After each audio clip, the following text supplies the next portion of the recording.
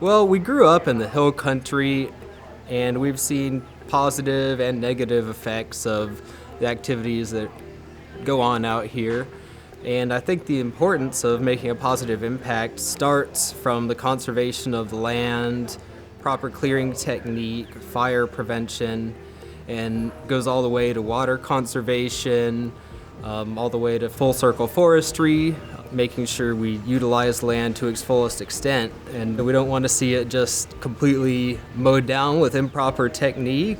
And that's something that we've really worked to develop as an niche in our field to have proper clearing technique that's sustainable and has a positive impact on the land.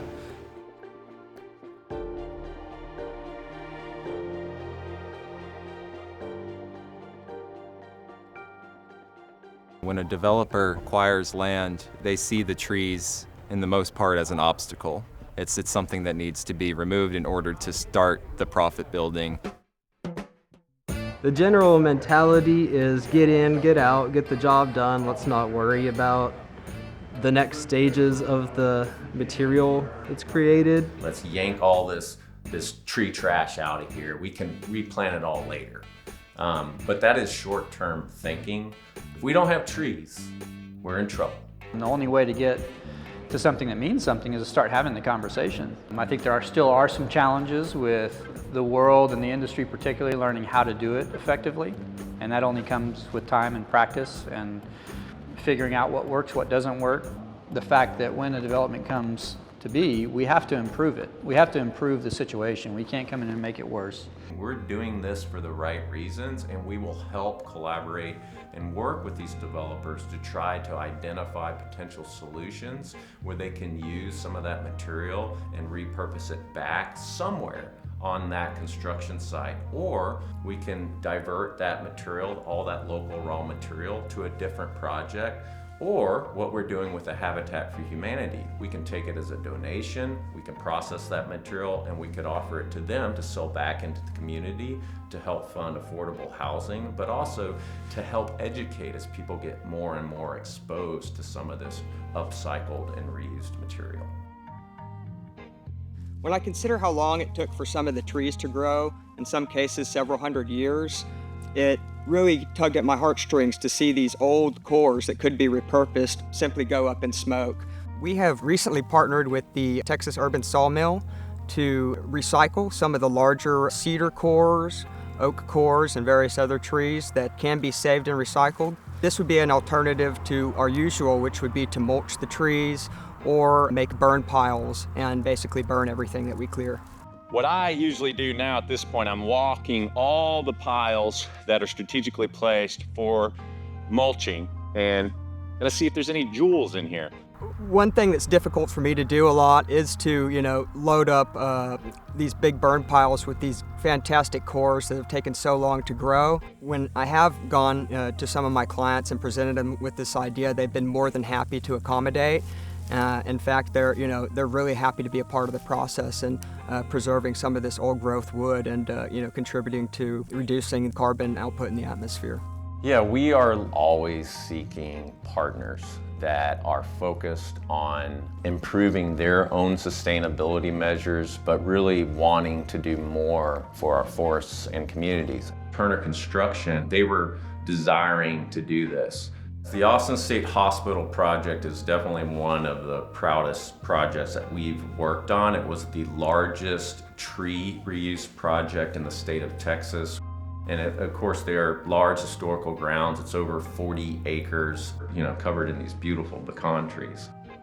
We helped repurpose 65 old growth historical trees on the hospital grounds. Some of them are over 200 years old. And in fact, some of them were absolutely amazing, beautiful trees from a timber perspective. The great majority of those trees now reside as part of the interior design of this new hospital.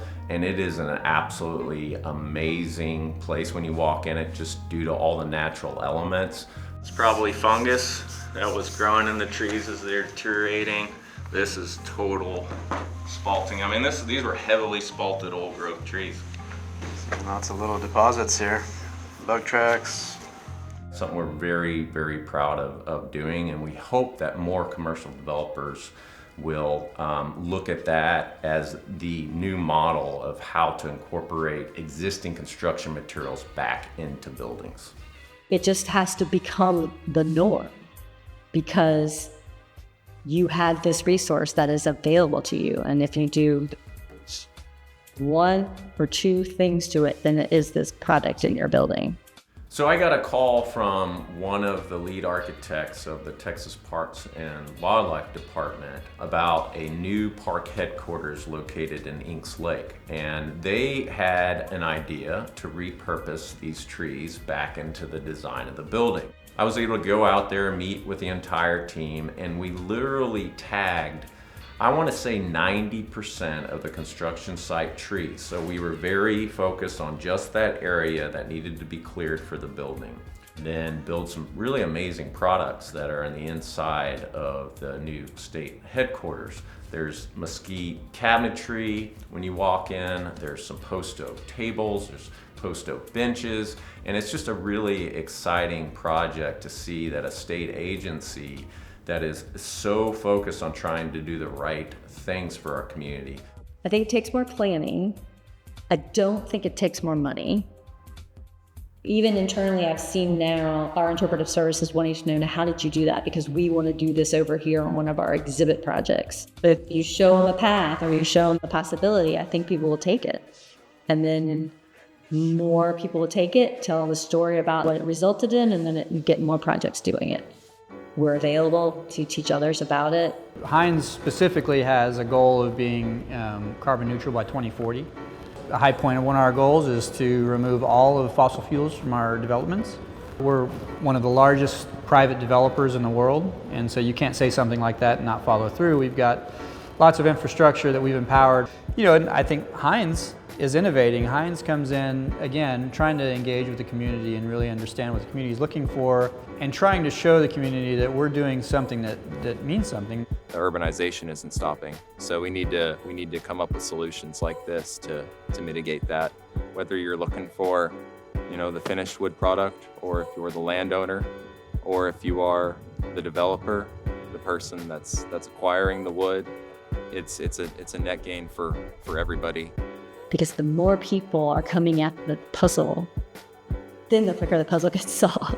Anyone, in my opinion, that is doing land development and building development should absolutely follow this full circle forestry model. Why not? You have existing valuable materials on your property that need to be removed. Why the heck in any world would we just push that stuff to the side, throw it in some dumpsters and say, hey, let's move on?